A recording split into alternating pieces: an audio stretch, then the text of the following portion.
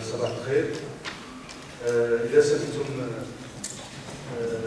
سنقدم لكم عرض حول المشكلات باللغة الفرنسية. اعتدنا مع الأسف بعمل كثيرا باللغة الفرنسية من المنظور المعذرة. Tout d'abord, permettez-nous de remercier l'association Salamous pour l'invitation. Et je saisis cette occasion pour dire que nous sommes très fiers de travailler à côté de cette association pour au moins deux raisons. La première, c'est que tout d'abord, c'est un devoir de la part d'une institution de l'État de participer à côté de vous. Et deuxièmement, parce que nous sommes parmi les habitants de cette ville qui, depuis une trentaine d'années. Donc, nous sommes parmi les habitants de Salé qui nous doivent quelque chose à lui rendre. La thématique d'aujourd'hui est très importante du fait que aujourd'hui, tout le monde devient de plus en plus conscient de l'importance de l'information statistique et des indicateurs statistiques dans tout d'abord les prises de décision et ensuite dans le suivi et l'évaluation des programmes et des actions. Aujourd'hui aussi, le développement des technologies de l'information est devenu une occasion à saisir pour améliorer la qualité et la quantité de l'information produite. Et je dirais que aussi la question du développement durable. Aujourd'hui, on ne parle plus uniquement d'indicateurs de développement économique et social, mais on parle d'indicateurs de développement durable, c'est-à-dire d'indicateurs qui tiennent compte de toutes les dimensions du développement. Le développement économique, le développement social, mais aussi la protection et la préservation de l'environnement. Permettez-moi, avant de commencer notre exposé qui intéresse surtout les indicateurs pour constituer un tableau de bord au niveau de l'observatoire, de vous présenter tout d'abord un aperçu sur l'origine de ces indicateurs de développement durable, ou bien de ce qu'on appelle le programme de développement durable à l'échelle mondiale. Donc, ça serait, Inch'Allah, une première présentation qui sera suivie par une autre présentation par Seyd Mali.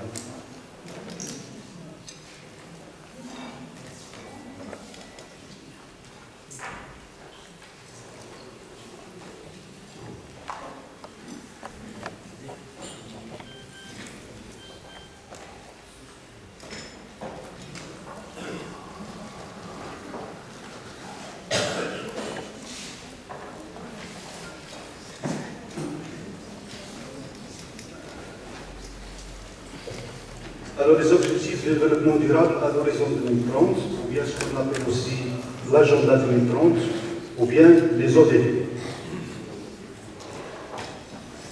Comme vous le savez, donc, le 25 septembre 2015, l'Assemblée générale des Nations Unies a adopté un programme mondial appelé développement durable à l'horizon 2030, qu'on appelle aussi l'agenda 2030, ce programme. Ce programme est repris dans un document intitulé « Transformer notre monde » sous ce slogan « Ne laissez personne de côté ». C'est un programme, bien sûr, si vous voulez, c'est un cadre d'orientation mondiale, c'est-à-dire qu'il est destiné à tous les pays, qu'ils soient des pays développés ou bien des pays en voie de développement. Donc, il donne les principaux ou bien les objectifs qui concernent le développement à travers le monde. Et avec des cibles à atteindre à l'horizon 2030. Tous les pays qui vont adopter ce programme, ils sont tenus à élaborer des rapports annuels ou bien biannuels. De toute façon, ce sont des rapports périodiques qui seront élaborés au niveau de chaque pays. Alors, quels sont les objectifs, les cibles et les indicateurs de ce programme? Les objectifs de ce programme sont au nombre de 17 objectifs à atteindre à l'horizon 2030 qui concernent plusieurs domaines. Ils sont interdépendants et revêtent parfois un caractère sectoriel, vertical, et parfois un caractère transversal, c'est-à-dire là où plusieurs secteurs interviennent. Ces objectifs sont les suivants. Le premier objectif, il s'agit d'éliminer la pauvreté sous toutes ses formes et partout dans le monde. Le deuxième objectif, c'est éliminer la faim et assurer la sécurité alimentaire, améliorer la nutrition et promouvoir l'agriculture durable. Troisième objectif, permettre à tous de vivre en bonne santé et promouvoir le bien-être de tous à tout âge. Le quatrième objectif, c'est d'assurer à tous une éducation équitable, inclusive et de qualité, et des possibilités d'apprentissage tout au long de la vie. Cinquième objectif, parvenir à l'égalité des sexes et autonomiser toutes les femmes et les filles. Septième objectif, c'est garantir l'accès à tous à des services énergétiques fiables, durables et modernes et à un coût abordable. Huitième objectif, promouvoir une croissance économique soutenue, partagée et durable, le plein emploi productif et un travail décent pour tous. Neuvième objectif, bâtir une infrastructure résiliente, promouvoir une industrialisation durable qui profite à tous et encourager l'innovation. Dixième objectif, réduire les inégalités dans les pays et d'un pays à l'autre. Onzième objectif, faire en sorte que les villes et les établissements humains soient ouverts à tous, sûrs, résilients et durables. Douzième objectif, établir des modes de consommation et de production durable. 13e objectif, prendre d'urgence des mesures pour lutter contre les changements climatiques et leurs répercussions. 14e objectif, conserver et exploiter de manière durable les océans, les mers et les ressources marines aux fins de développement durable. 15e objectif, préserver et restaurer les écosystèmes terrestres en veillant à les exploiter de façon durable pour gérer durablement les forêts, lutter contre la désertification, enrayer et inverser les processus de dégradation des terres et mettre fin à la protection de la biodiversité. 16e objectif, promouvoir l'avènement des sociétés pacifiques et inclusives aux fins de développement durable. Et 17e et dernier objectif, c'est renforcer les moyens de mettre en œuvre le partenariat mondial pour le développement durable et le revitaliser. Donc ce sont globalement les 17 objectifs qui touchent à toutes les dimensions du développement durable, que ce soit économique, social ou environnemental. Comme vous le constatez, donc, il y a des objectifs qui ont un caractère vertical, par exemple l'objectif 3, il parle de la santé, donc c'est un objectif qui est horizontal. L'objectif 4, c'est l'éducation. Mais il y a aussi des objectifs qui ont un caractère transverse, comme la pauvreté ou bien les inégalités. Mais on peut faire une classification. Déjà, les Nations Unies ont fait une certaine classification de ces objectifs en les regroupant en 5 thèmes. L'humanité, qui regroupe 7 objectifs parmi les 17. La planète, 7 objectifs qui concourent à cette thématique aussi. La prospérité, 4 objectifs. La paix et aussi les partenariats qui est concerné par l'objectif 17. Alors, quelles sont les cibles? Les cibles, ce sont des sous-objectifs. Dans chaque objectif, il y a un certain nombre de sous-objectifs qu'on appelle les cibles. Ils sont au nombre de 169 cibles au total. Si on prend par exemple l'objectif 6, qui concerne l'approvisionnement en eau, ou bien l'accès à l'eau et à l'assainissement, l'intitulé donc c'est garantir l'accès de tous à des services d'alimentation en eau et d'assainissement gérés de façon durable. Alors cet objectif il contient à peu près 8 cibles. La première cible dit que d'ici 2030, accès universel et équitable à l'eau potable à un coût abordable, c'est-à-dire assurer à tout le monde l'accès à l'eau. Et pour suivre, ou bien pour mesurer cet objectif, les Nations Unies, ou bien la Commission des statistiques des Nations Unies, a fixé l'indicateur suivant qui est la proportion de la population utilisant des services d'alimentation en eau potable gérés en toute sécurité. Donc c'est ça l'indicateur qui va permettre de suivre la réalisation de cette cible. Deuxième cible, ou bien sous-objectif, c'est d'assurer l'accès de tous dans des conditions équitables à des services d'assainissement et d'hygiène adéquats. Donc là aussi, il y a des indicateurs de suivi, c'est la proportion de la population qui utilise les services d'assainissement d'une manière sécurisée. Troisième cible, c'est améliorer la qualité de l'eau. Donc là aussi, il y a deux indicateurs à ce niveau pour mesurer le progrès réalisé dans l'amélioration de la qualité. C'est la proportion des eaux usées traitées sans danger et la proportion du plan d'eau dans la qualité de l'eau ambiante est bonne. Quatrième objectif, c'est l'utilisation rationnelle des ressources en eau. Donc là aussi, il y a deux indicateurs à mesurer et à calculer, bien que ces indicateurs sont un peu difficiles à renseigner actuellement, faute d'absence d'informations détaillées sur l'utilisation par les différents secteurs utilisateurs de cette ressource. Donc, cinquième objectif, c'est la gestion intégrée. Sixième objectif, c'est protéger les écosystèmes liés à l'eau. Et les derniers sous-objectifs ou bien cibles, ce sont normalement des cibles de mise en œuvre. De mise en œuvre, ou bien ce ne sont pas des objectifs à atteindre, mais ce sont des objectifs du 6A et du 6B. Les derniers donc, cibles, ce sont des cibles de mise en œuvre qui contribuent à l'atteinte des autres cibles. Ici, c'est le développement de la coopération internationale. Et l'autre, c'est la participation de la population locale à l'amélioration de la gestion de l'eau et de l'assainissement. Donc ça, c'est un exemple qui vous montre un petit peu les cibles de l'indicateur de l'objectif 6. Si on prend l'ODD 11, l'ODD 11, c'est les villes et les communautés rurales. Là aussi, nous avons à peu près 10 cibles qui concernent plusieurs thèmes. Donc, ce n'est pas la peine de détailler toutes les cibles là, mais je vais citer uniquement les thèmes qui traitent. Donc, pour les villes, il y a des cibles et des indicateurs qui concernent le logement, les conditions du logement. Il y a le transport, il y a la gestion des déchets, la qualité de l'air, l'accès à des espaces verts et des espaces publics sûrs, la protection et la préservation du patrimoine culturel et naturel et la protection contre les catastrophes. Donc ce sont les principales cibles qui sont traitées dans l'ODD 11.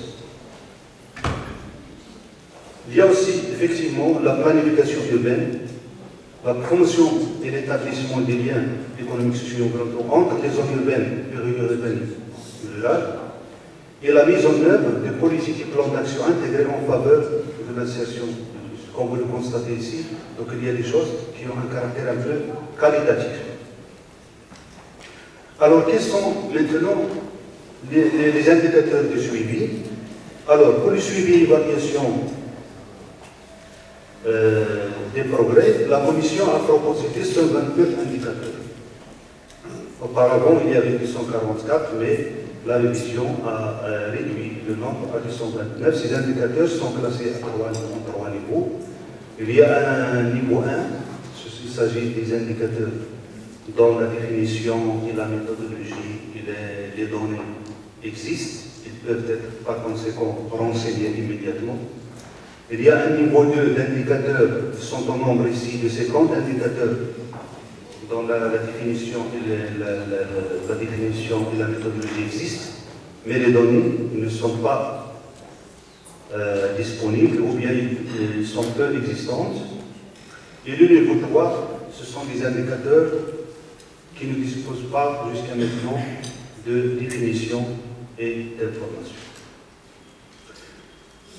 Les indicateurs définis par les Nations Unies ne sont pas nécessairement applicables à tous les contextes nationaux. Du fait, c'est des caractéristiques propres à chaque pays. Donc chaque pays, il est tenu à vérifier ces indicateurs, s'il peut les produire et s'ils sont conformes avec le contexte national. Et les Nations Unies les recommandent aux États et sont invités à définir leurs propres jeux d'indicateurs, c'est-à-dire qu'on peut ajouter des indicateurs propres pour chaque pays, pour le suivi des objectifs durables au niveau national, en fonction des priorités, des réalités et des capacités de calcul et de l'association de chaque État. Alors, qu'est-ce qu'il en est pour le Maroc? Donc, pour le suivi et la mise en œuvre des objectifs de développement durable par le HCP. Donc, comme vous le savez, le HCP, on lui a attribué la mission d'élaborer des rapports périodiques de la mise en œuvre des objectifs de développement durable. Et dans ce cadre, elle a été donc dans l'obligation d'organiser certaines activités pour pouvoir produire ces rapports. Donc, premièrement, il a commencé à organiser des consultations nationales sur la mise en œuvre des ODD périodiquement. Donc, la première consultation nationale a été en 2016 et la deuxième a été organisée cette année vers le mois de juin. C'est une occasion donc dans laquelle participent tous les acteurs de développement, que ce soit au niveau central ou bien au niveau décentralisé, même la société civile y participe.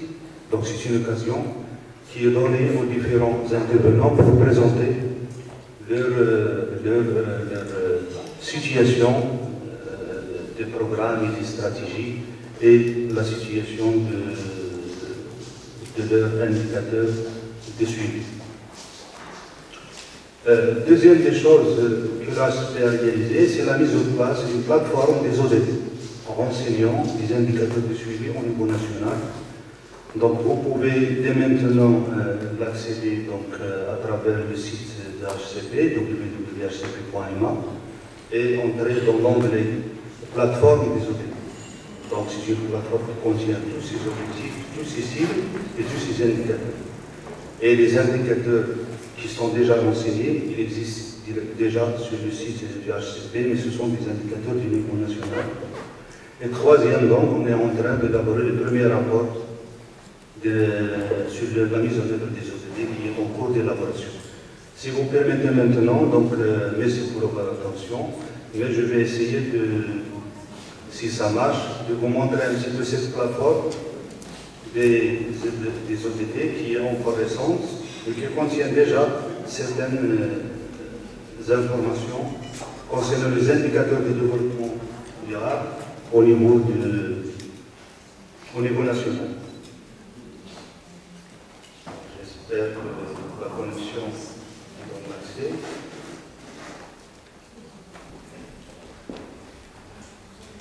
Voici la plateforme des ODD.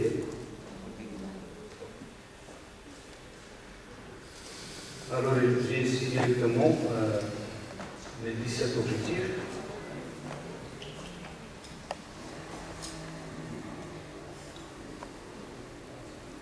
Alors, si je prends par exemple l'objectif qui concerne les villes, je clique, il me donne directement les cibles et les indicateurs en dessous. Si je prends par exemple la première cible, assurer l'accès de tous à un logement et services de base sûre. Donc l'indicateur, c'est la proportion de la population urbaine vivant dans des quartiers littoraux ou bien dans des quartiers insalubres. Je clique.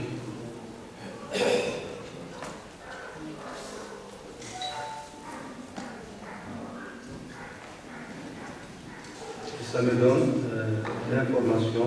Donc ici, c'est la méthode de calcul, etc. Mais je rentre ici dans les données.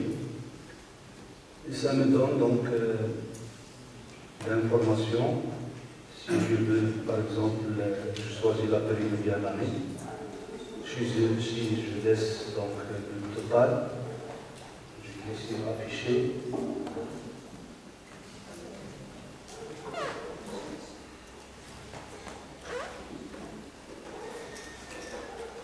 Donc voilà, il me donne le taux d'habitat insalubre sur la série 2014, 2015, 2016.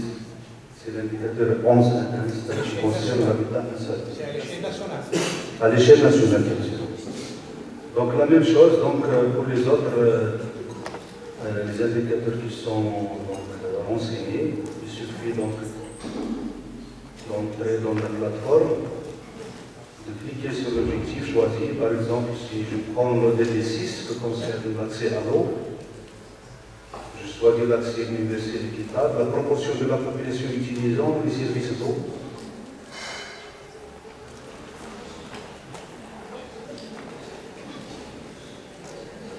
Alors, données. Donc, la même chose. Donc, si je prends la série 2015-2017,